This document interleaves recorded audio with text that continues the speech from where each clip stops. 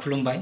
गिबियावनो आंनि गोसो गोरबोनिफ्राय बयनिसिमबो साबायखर बावहरनाय थाबाय आरो आंनि बोस्रांगोर इउटुब चेनेलाव बेखौ बरायनाय जाहैबाय।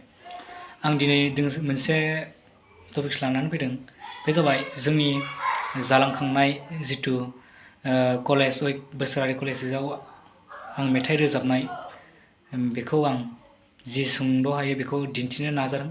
बेखायनो गासिबो रायजो राजाफ्रा आंनि बे दान्दिसे सम मेथाइ जि रोंगौथि गोनां बेखौ दिन्थिनाय, बेखौ बयबो नायगोन आरो अनसायगोन, आं बेखौनो मिजिंथिबाय। दानिया भिडिअखौ नायलांदो।